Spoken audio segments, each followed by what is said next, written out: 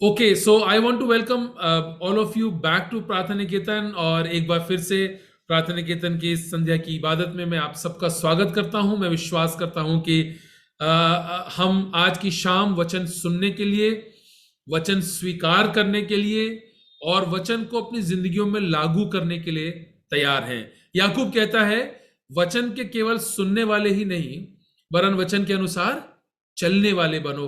Be not only the listeners. And let's just add a little thing more. Be not only the listeners or the preachers or the appreciators of the word of God, but be the doers of the word of God. हम कलाम प्रचार करते हैं, हम कलाम सुनते हैं, कलाम पढ़ते हैं, कलाम की तारीफ करते हैं। अच्छी बात है, जरूरी भी है, लेकिन इससे भी ज्यादा जरूरी अगर कुछ है तो वो ये है कि हम कलाम को अपनी जिंदगियों में लागू करें। सुना हम सब ने सुना है। और हम जो मसीह परिवारों से आए हुए हैं, हमने बचपन से खुदा के कलाम को सुना है। और जरूरी अब ये भी है कि हम उस कलाम को अपनी जिंदगियों में उत्तम स्थान दें। जैसा कि आप जानते हैं कि हम एक बाइबल अध्ययन के क्रम में से होकर गुजर रहे हैं। We are going through a Bible study series. It's called daring faith, the key to miracles. Daring faith, the key to miracles. और इस बात को मैं करीब करीब हर सप्ताह आपके साथ शेयर कर रहा हूं कि एक क्रम है, एक सीरीज है, जिस क्रम को हमको समझना, याद करना बहुत जरूरी है। Daring faith which is the key to miracles. एक हमारा साहसी विश्वास है जो आश्चर्य कर्मों की कुंजी है। सो पहले विश्वास आता है, फिर आश्चर्य कर्म आता है। There is faith first, then comes the miracle. Let us not try to inverse the process. हम ये ना कहें कि प्रभु एक आश्चर्य कर्म कीजिए तो मैं विश्वास करूंगा, क्योंकि वचन कहता है जैसा तुम्हारा विश्वास है वैसा तुम्हारे लिए हो जाएगा। सो एक साहसी विश्वास हमारी जिंदगियों में होगा तो हम बड़े बड़े आश्चर्य कर्मों को देखेंगे। और आज हम इस बाइबल अध्ययन के चौथे भाग की ओर बढ़ेंगे। And the sermon for this evening, or the session for this evening, is entitled Daring to be Generous. Daring to be generous. उदार होने का साहस रखना। उदार होने का साहस रखना। और ये बड़ी खास एक स्टडी है। और मैं उम्मीद करता हूं कि आपकी बाइबल और आपका पेन, आपका नोटबुक, पानी की बोतल आपके आसपास ही है, ताकि आपको किसी भी कारण से उठ करके न जाना पड़े। And I will take a few minutes of this precious time to share what the Lord has laid upon for us this evening. Okay, now, if you want the blessings of God, listen carefully. If you want the blessings of God in your life, if you want the power of God in your life, and if you want the anointing of God to flow through your life, there are three things you need to do. अगर आप परमेश्वर की आशीष अपने जीवन में चाहते हैं, यदि आप परमेश्वर का सामर्थ अपने जीवन में चाहते हैं, और यदि आप चाहते हैं कि परमेश्वर का अभिषेक आपके जीवन में से हो करके दूसरों तक पहुंचे, तो तीन बातों का ध्यान रखने की आवश्यकता है। You need to build your life on integrity, on humility and on generosity. तीन बातों के ऊपर आप अपने जीवन को बढ़ा सकते हैं, उसको दृढ़ कर सकते हैं। और वो तीन बातें हैं: ईमानदारी का जीवन जीना, नम्रता का जीवन जीना और उदारता का जीवन जीना। ये तीन बातें हैं। यदि आप और मैं इन तीन बातों का अपनी जिंदगियों में ध्यान रखेंगे, अवश्य ही परमेश्वर की आशीष, उसका सामर्थ और उसका अभिषेक हमारी जिंदगियों में से होकर के गुजरने पाएगा।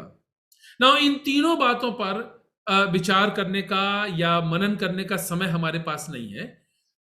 सो इन तीनों में से किसी एक बात पर, और वो उदारता है, उस बात पर आज की संध्या को हम मनन करेंगे ना। बाइबल में for those who are taking notes, Bible में करीब 7,000 वायदे हैं जो परमेश्वर ने अपने लोगों से किए हैं।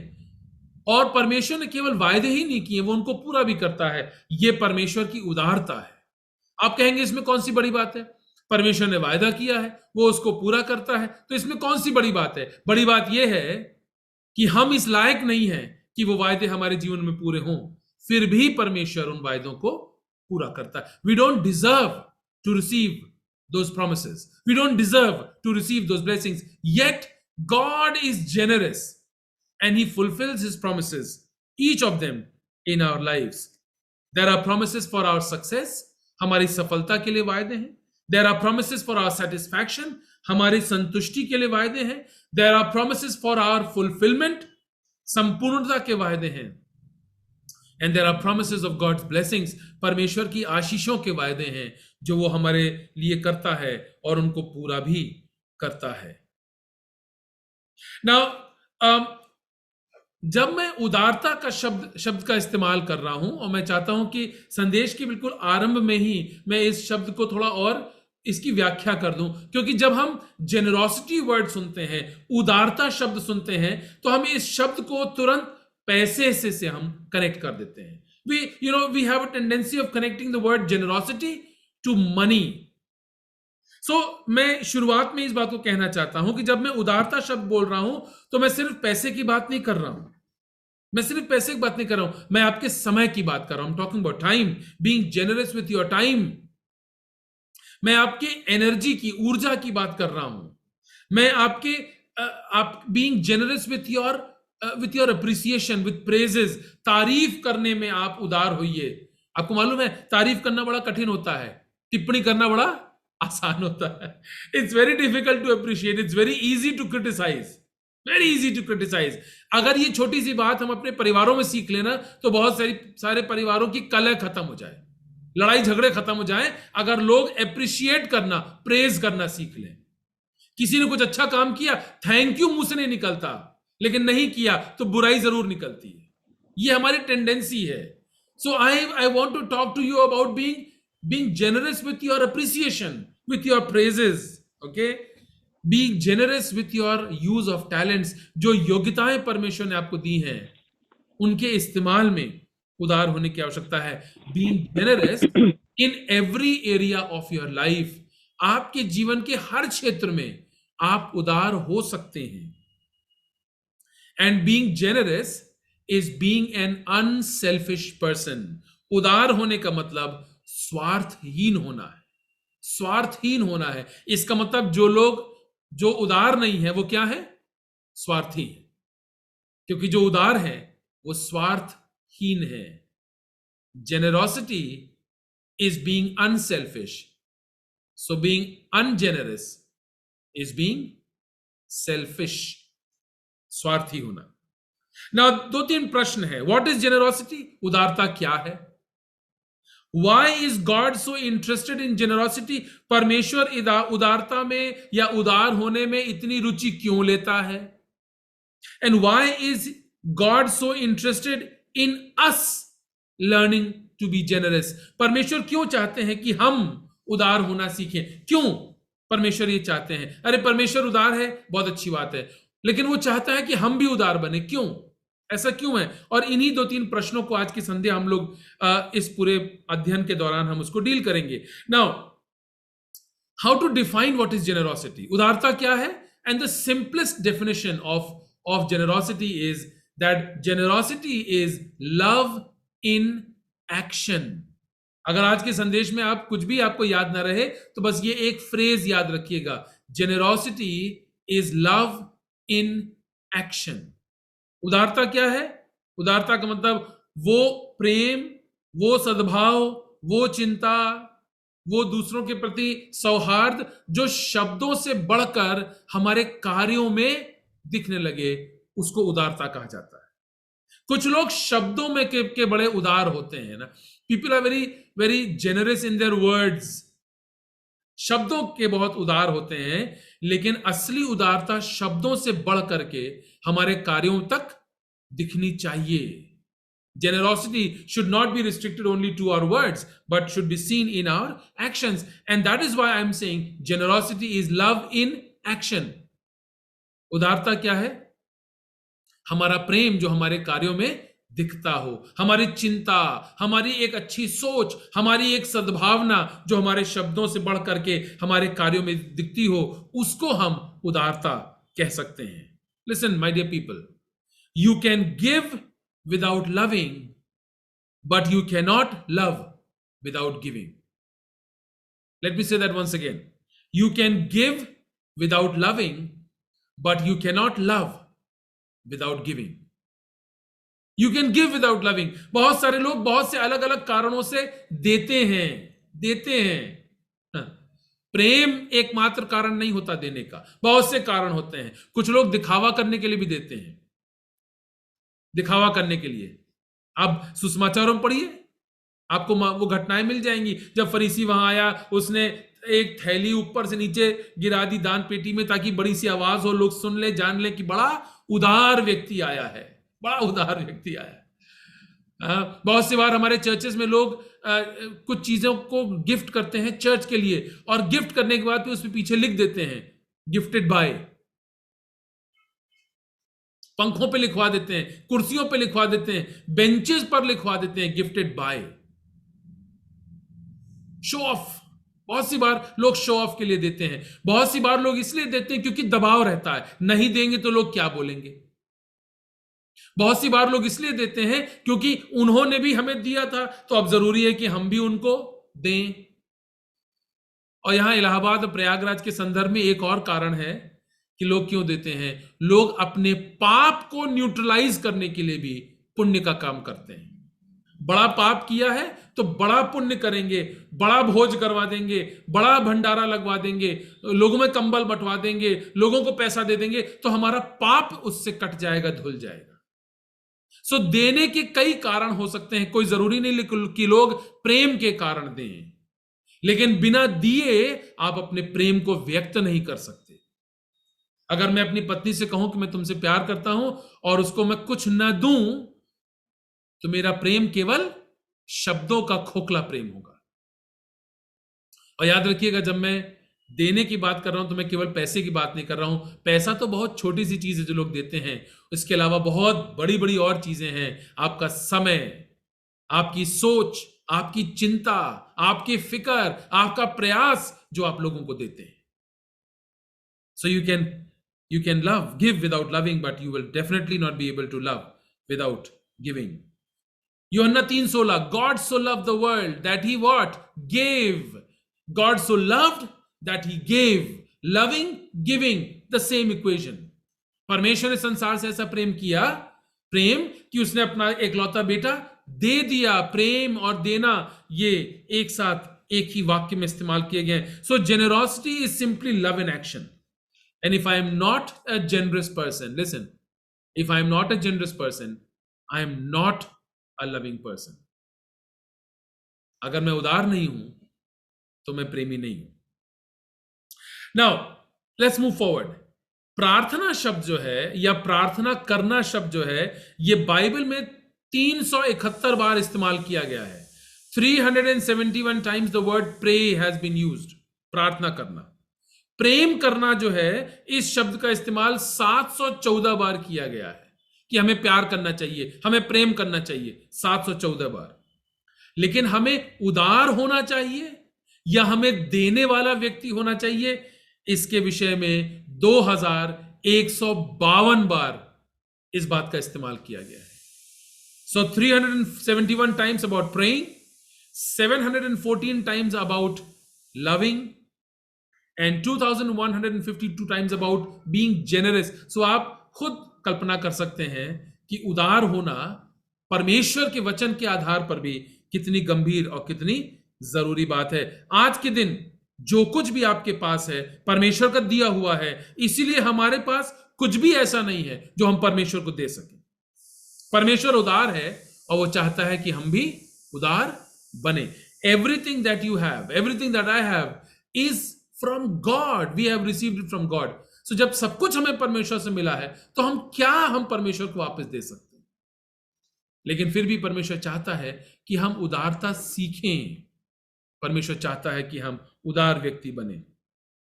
मैं आपको छोटी छोटी 6 बातें बताना चाहता हूं कि हमें उदार क्यों होना चाहिए। I want to give you 6 reasons why we need to be generous.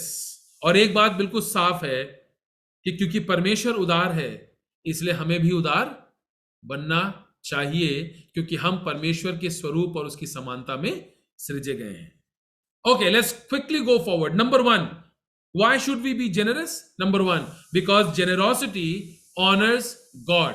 Because generosity honours God. उदार होने के द्वारा हम परमेश्वर का आदर करते हैं। This is one of the ways we honour God. This is one of the ways we can honor God. Giving, my dear people, is an act of worship.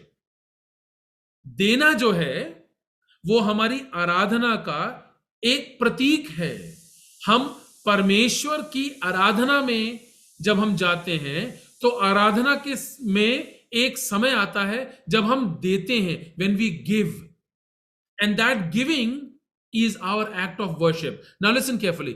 At this moment I am talking about giving of money. मैं इस समय पर पैसे की बात कर रहा हूं, लेकिन आप जब आराधना में जाते हैं तो आप केवल पैसा नहीं देते हैं, आपने अपना 24 घंटे में से समय निकाल करके सेवा में जाने के लिए दिया, आराधना में जाने के लिए आपने समय दिया, आपने अपनी ऊर्जा लगाई, आपने अपने टैलेंट का इस्तेमाल किया, आपने अपनी सोच का इस्तेमाल किया, ये सारी चीजें आपने दिया और आपका ये देना आपकी आराधना का प्रतीक है। Your giving is act of worship. Lord, I give my time. That is my worship to you. जो कुछ मेरे पास है प्रभु वो मैं आपको देता हूं, ये मेरी आराधना का एक प्रतीक है, क्योंकि जो कुछ मेरे पास है सब परमेश्वर का दिया हुआ है। दूसरा कुरिन्थियों उसका 9वां अध्याय का जो हिस्सा हमारे लिए पढ़ा गया, उसमें 6वें पद और 7वें पद को मैं आपके लिए पढ़ना चाहता हूं। लिखा हुआ है, परंतु बात तो ये है कि जो थोड़ा बोता है वो थोड़ा काटेगा भी, और जो बहुत बोता है वो बहुत काटेगा भी। हर एक जन जैसा मन में ठाने वैसा ही दान करे, न कुड़ के न दबाव से, क्योंकि परमेश्वर हर्ष से देने वाले से प्रेम रखता है। जब बहुत सी बार जब इस हिस्से से संदेश का प्रचार होता है तो आमतौर से यहां पर केवल पैसे की बात की जाती है कि जैसा आपकी इच्छा हो खुशी से दीजिए, लेकिन खुशी से हम केवल पैसा नहीं देते हैं, हमें खुशी से अपना समय भी देना है। प्रभु मैं आनंदित हूं, दाऊद क्या कहा, कह रहा है जब लोगों ने मुझसे कहा आओ हम प्रभु के भवन आराधना को चलें तो मैं बड़ा आनंदित हो गया। मेरा अनुभव यह है, बहुत सी बार जब हम लोगों से कहते हैं ब्रदर चर्च आइएगा, आराधना में आइएगा, तो लोग कुड़कुड़ाने लगते हैं।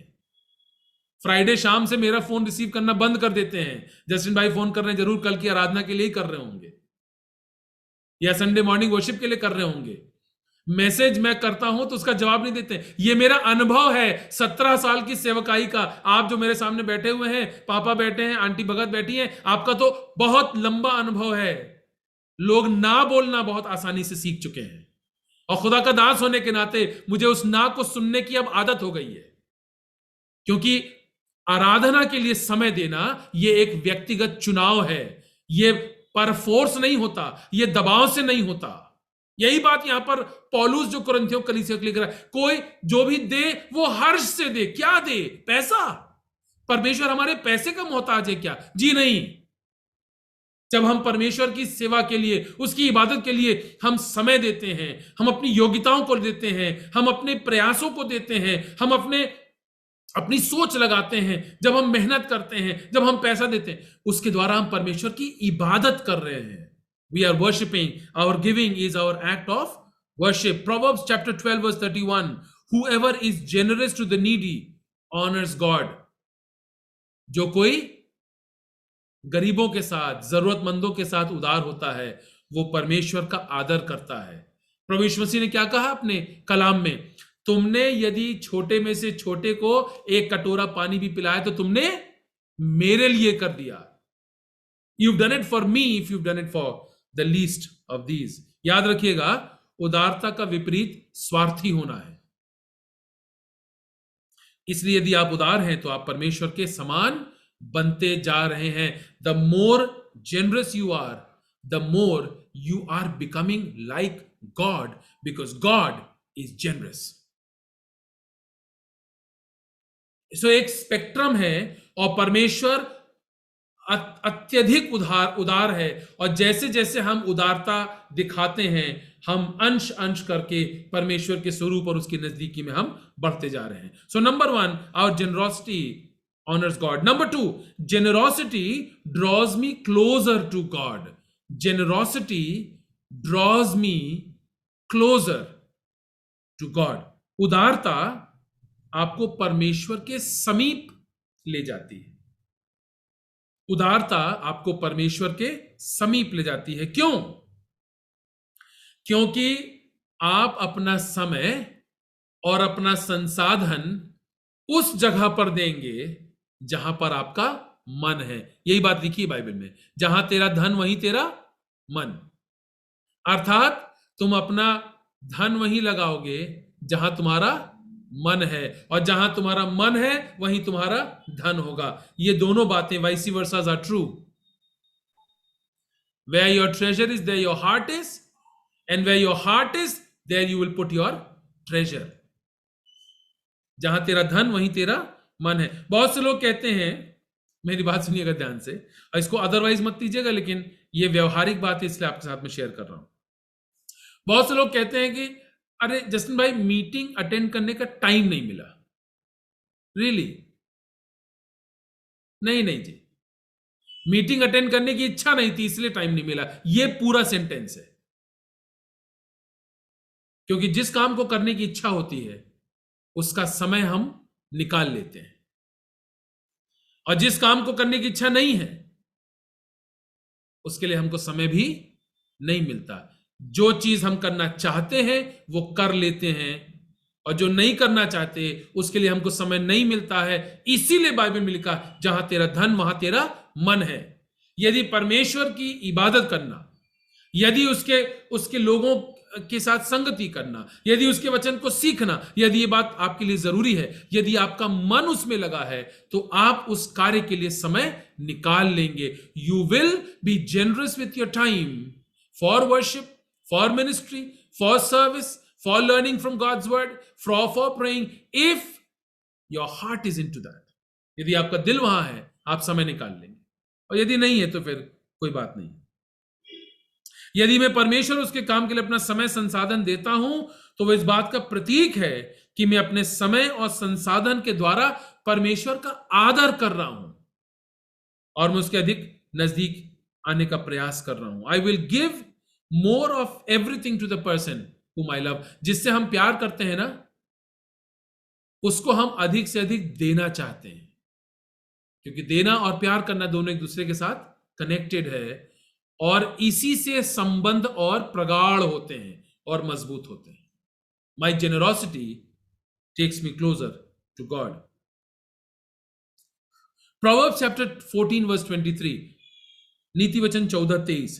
The purpose of tithing is to teach you to always put God first in your lives।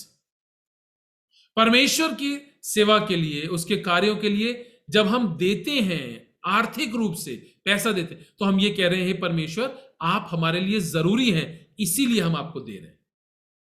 अपना दान तो बल्कि वर्ड ठीक भी नहीं है, अपनी दहेकी, अपनी भेंट, अपनी ऑफरिंग्स जब हम परमेश्वर को देते हैं, हम ये कहते हैं, प्रभु आप हमारे लिए इंपॉर्टेंट हैं। सो यदि आप परमेश्वर उसकी सेवा में मन लगाना चाहते हैं, तो अपना समय और संसाधन उसको दीजिए, तो आपका मन भी वहां लग जाएगा। सुसमाचारों में एक घटना का जिक्र है, लिखा हुआ है, प्रभु यीशु मसीह और उसके चेले मंदिर में थे, और प्रभु यीशु मसीह देख रहा था कि लोग किस तरह से देते हैं। इस बात को बहुत गौर से सुनिएगा।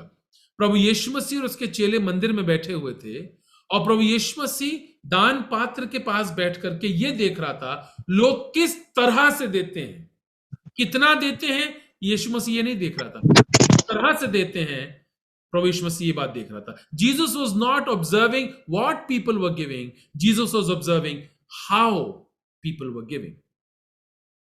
हम गाते हैं सब मैं देता हूं, सब मैं देता हूं, और हम जानते हैं हम सब देते हैं कि नहीं देते हैं।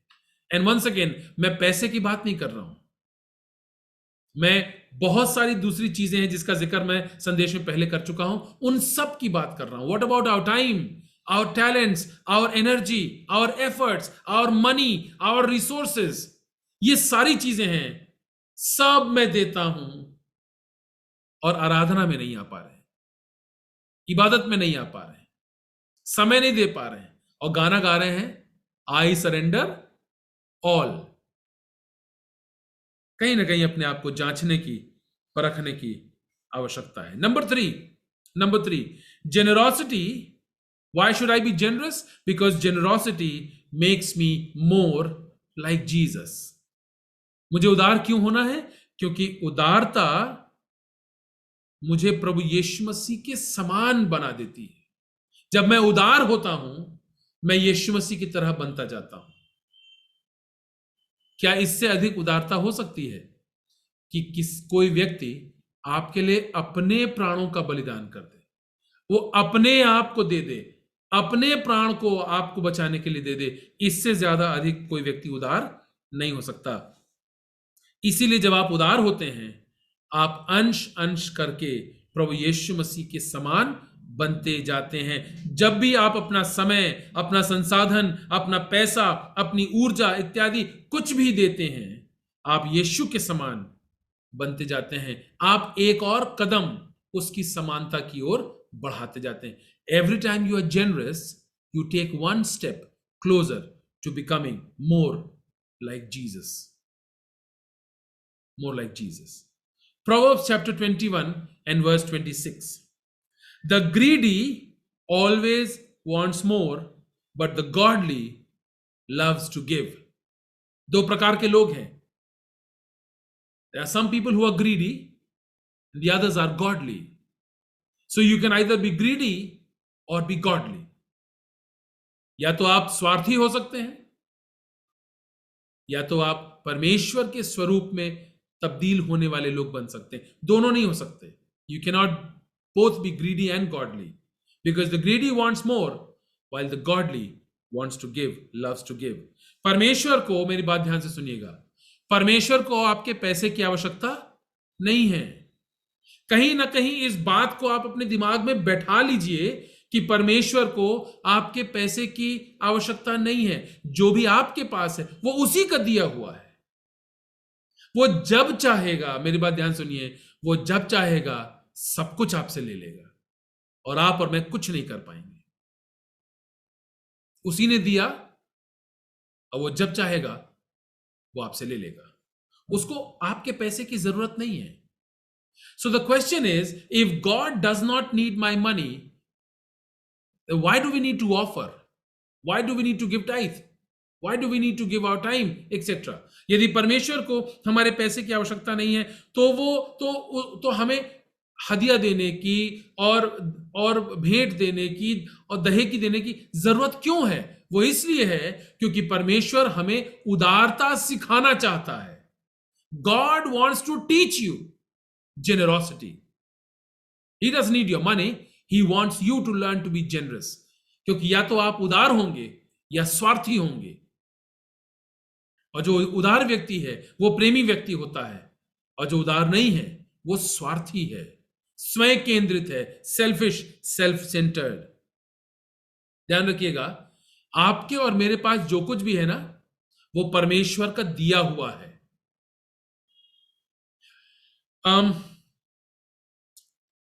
Whatever money you have at this moment, I'm talking about money. Whatever money you have was not yours before you were born and will not be yours after you die. You have it only while you are alive. आपके पास जो कुछ भी है वो ना आपके पैदा होने के पहले आपके पास था, ना आपकी मृत्यु के उपरांत आपके पास होगा। जो कुछ भी आपके पास है वो इसी जीवन काल में है। अर्थात परमेश्वर ने आपको एक उद्देश्य से इन सब चीजों को दिया है। समय दिया, योग्यताएं दी, आपको पैसा दिया, आपको संसाधन दिए, एक उद्देश्य के तहत परमेश्वर ने आपको ये सारी चीजें दी। आप और मैं भंडारी हैं, वी आर स्टूवर्ड्स। और जानते हैं भंडारी का काम क्या होता है? भंडारी का काम होता है जो कुछ उसके पास में है वो उसका बहुत समझदारी के साथ दूसरों की भलाई के लिए इस्तेमाल करे। ये काम भंडारी का होता है।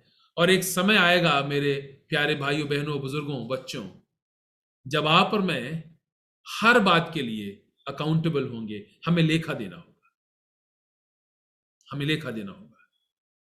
और तब जाकर के हम समझ पाएंगे कि हम स्टूवर्ड्स हैं, हम भंडारी हैं। We will stand accountable. Number four, why should we be generous? हमें उदार क्यों होना चाहिए? Because generosity is the cure for materialism. Generosity is the cure for materialism. उदारता जो है वो भौतिकवाद का इलाज है। भौतिकवाद एक बीमारी है और उदारता उसका इलाज है। Generosity is the cure for materialism. Now, भौतिकवाद का क्या मतलब है? आप में से कुछ लोगों को लगे बड़ा भारी सा शब्द है। भौतिकवाद का अर्थ क्या है? भौतिकवाद का जो सरल शब्दों में आपको मतलब मैं समझाने की कोशिश करूंगा।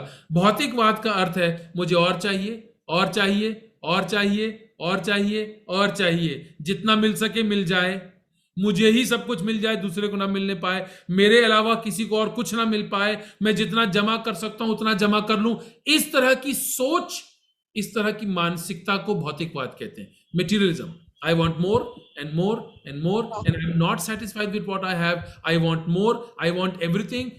Others should not get anything. Everything should belong to me. Let me hoard as much as possible. This is the mentality of materialism.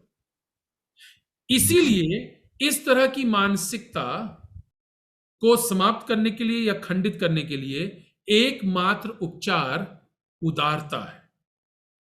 So you can either be generous or be materialistic. You cannot be both. या तो आप उदार हो सकते हैं या भौतिकवादी हो सकते हैं। The only antidote to materialism is giving, is generosity. Now people are not generous because they have lots of money. People are generous because they want to be generous. लोग उदार इसलिए नहीं होते कि उनके पास देने के लिए बहुत कुछ है, वो उदार इसलिए होते हैं क्योंकि वो उदार होना चाहते हैं। लोग चाहते हैं उदार होना, इसीलिए अपने थोड़े में से भी वो दूसरों के साथ शेयर करते हैं, थोड़े से समय में भी शेयर करते हैं, थोड़े से संसाधन में शेयर करते हैं, थोड़ी सी रोटी में शेयर कर लेते हैं। आपने कहावत सुनी है ना, ब्रदर आइएगा मेरे घर, मेरा घर छोटा है लेकिन मेरा दिल बहुत बड़ा है। ये कहने का तरीका है कि जो कुछ भी हमारे पास है हम मिल बांट करके उसका इस्तेमाल कर लेंगे।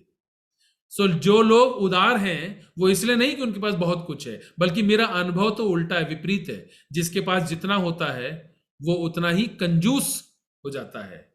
The more you have the more stingy, the more miser you become. सो लोग उदार इसलिए नहीं कि उनके पास बहुत कुछ है, वो उदार इसलिए है क्योंकि वो उदार होना चाहते हैं। आप कहेंगे कि अरे जस्टिन भाई मैं तो भौतिकवादी नहीं हूं, आई एम नॉट मटीरियलिस्टिक। ठीक है, ठीक है, लेकिन यदि आप उदार नहीं हैं तो आप भौतिकवादी हैं, क्योंकि इसके बीच में कोई स्थान नहीं है, इसके बीच में कोई स्थान नहीं है। You may not consider yourself materialistic, but if you're not generous, then you are materialistic. And every time you give something, you break the chain of materialism. जब कभी आप देते हैं, जब कभी आप उदार होते हैं, तो आप भौतिकवादी होने के उस बंधन को आप तोड़ देते हैं। मत्ती 6 और उसके 24 में क्या लिखा है? Matthew chapter 6 and verse 24. You cannot serve both God and money. You cannot serve both God and money. Circle the word, underline the word cannot. Cannot. Bible बताती है आप दो स्वामियों की सेवा नहीं कर सकते। यह नहीं लिखा है कि दो स्वामियों की सेवा नहीं करना चाहिए, लिखा है आप कर ही नहीं सकते। जब आप एक को उठाएंगे तो दूसरा स्वतः गिर जाएगा, और जब दूसरे को उठाएंगे पहला स्वतः गिर जाएगा। आप दोनों की सेवा नहीं कर सकते। You cannot serve both God and money. So when you are generous, you are being godly. When you are being stingy, then you are serving money. जब आप उदार होते हैं आप परमेश्वर के स्वरूप होते जाते हैं, लेकिन जब आप उदार नहीं होते हैं तो आप पैसे की आराधना और उसकी सेवा करने वाले व्यक्ति बन जाते हैं। अब ये चुनाव आपका है और ये आपको करना है कि आपके लिए कौन ज्यादा जरूरी है, परमेश्वर या पैसा। What is more important for you, God and his service और मनी? एक बार प्रभु यीशु मसीह ने लोगों से और अपने चेलों से इस बात को कहा था कि ऊंट का सुई के नाके में से गुजर जाना संभव है, लेकिन एक धनवान का परमेश्वर के राज में प्रवेश करना संभव नहीं है। इट इज ईजियर, ज्यादा आसान है कि ऊंट जो है वो सुई के नाके में से गुजर जाए, लेकिन एक धनवान का परमेश्वर के राज में दाखिल होना ज्यादा कठिन है, ज्यादा संभव नहीं है ये बात। और ये बात जिस परिदृश्य में या जिस बैकग्राउंड में यीशु मसीह कह रहे हैं वो यही था। धनवान होने में कोई बुराई नहीं है, पैसा वाला होने में कोई बुराई नहीं है, लेकिन यदि आपका पैसा परमेश्वर से ज्यादा आपके लिए गंभीर स्थान रखता है, यदि आपका पैसा आपके लिए परमेश्वर से ज्यादा ऊंचा स्थान रखता है, तो डेफिनेटली आपने पैसे को परमेश्वर से ज्यादा अहमियत दे दी, और ये बात परमेश्वर को पसंद नहीं है। 1 Timothy chapter 6 verse 17 to 19। 1 Timothy chapter 6, पहला तीमुथियुस 6 17 से 19। Command those who are rich in this present world not to be arrogant। जो लोग धनवान हैं अहंकारी न बने, not to be arrogant, but to put their hope in wealth is so uncertain, but to put their hope in God, who richly provides us with everything for our environment.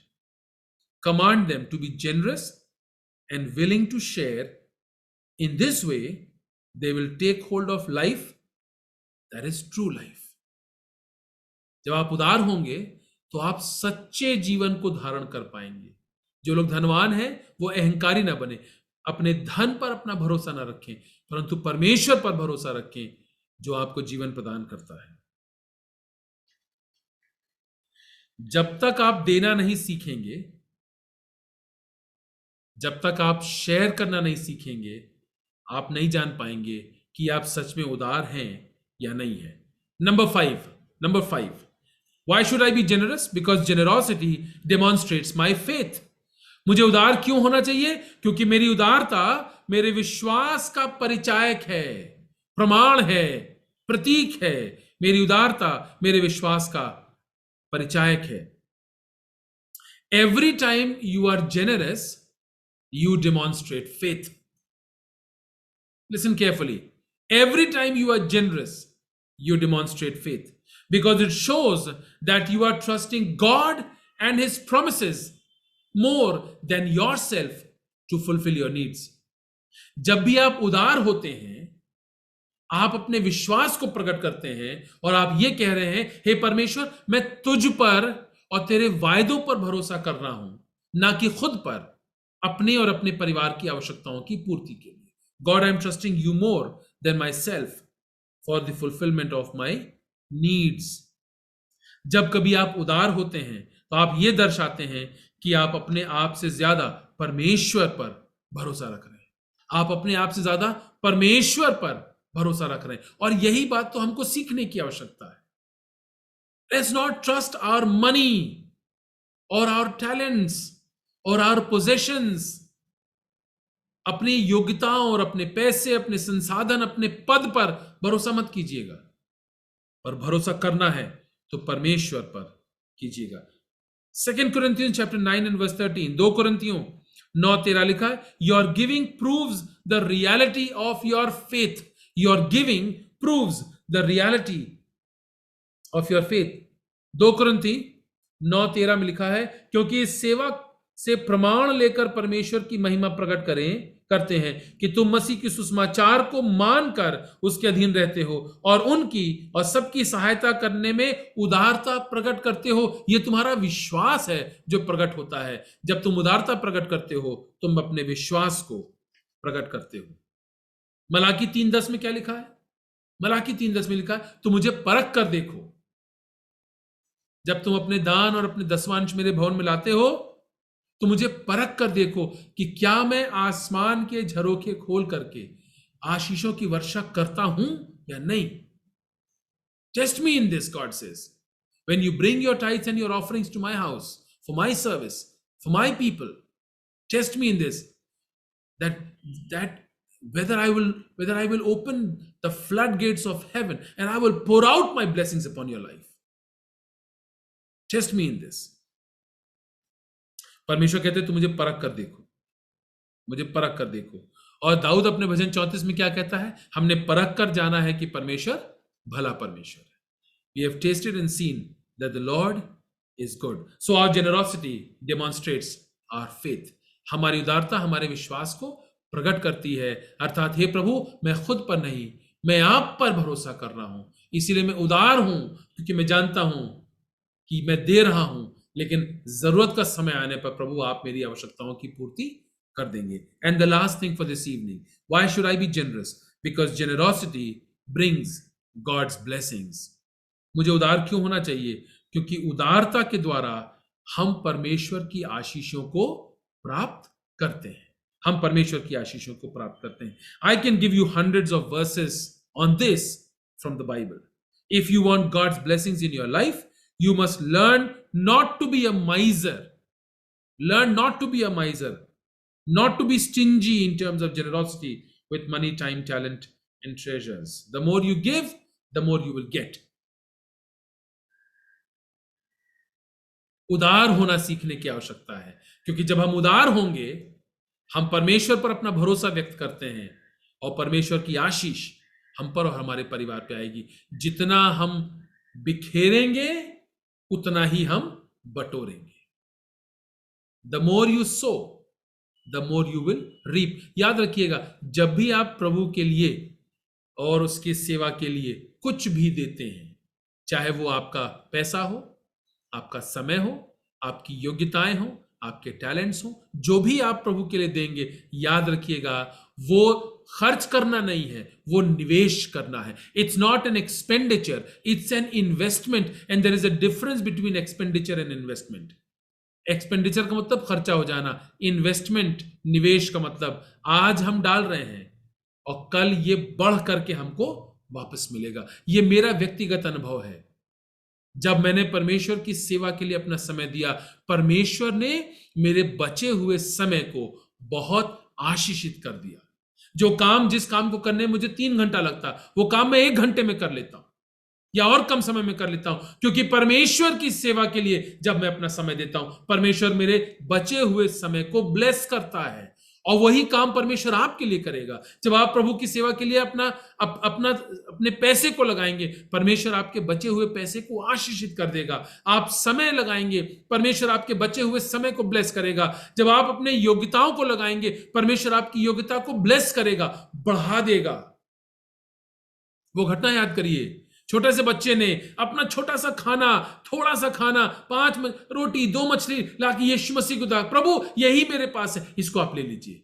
क्या हुआ?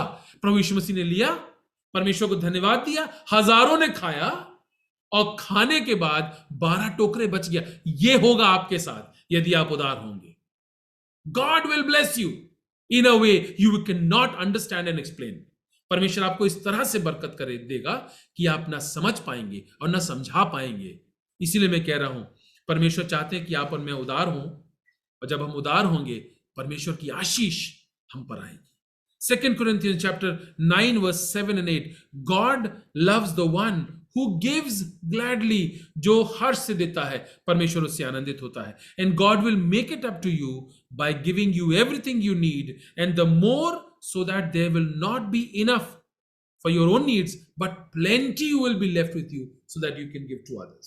जब आप अपना थोड़ा सा देंगे, परमेश्वर उसको ले लेगा, उसको ब्लेस करेगा और आपको वापस मिलेगा, और वो इतना अधिक होगा कि वो आपसे छलक करके दूसरों तक चला जाएगा। इतना अधिक होगा। मैंने इस उदाहरण को कई बार दिया है और इसी उदाहरण को आज दे करके आज के संदेश को समाप्त करूंगा। और मैं चाहता हूं कि इस बात को आप बहुत गौर से सुनिए। यदि आपकी खुराक 3 रोटी की है और परमेश्वर ने आपको 4 रोटी दिया है, तो वो इसलिए नहीं कि आप चौथी भी ठूस करके खा लीजिए, वो इसलिए ताकि चौथी रोटी आपके प्लेट से किसी दूसरे की प्लेट तक पहुंच जाए। परमेश्वर ने आपको आपकी आवश्यकताओं से ज्यादा दिया है। वो इसलिए नहीं कि आप जमा करके रख ले, वो इसलिए है ताकि वो आपके द्वारा दूसरों तक पहुंचे और उनके लिए आशीष का जरिया बन सके।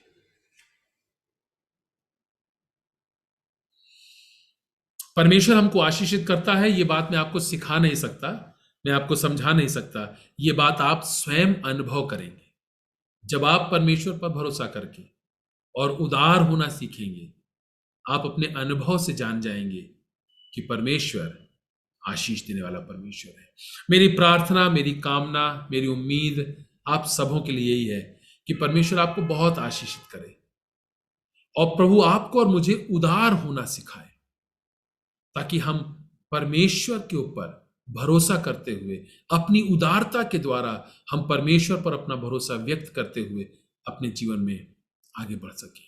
प्रभु को धन्यवाद हो इस वचन के लिए। प्रभु इस वचन के द्वारा हम सबों को बहुत बहुत आशीषित करें। Thank you and may God bless you.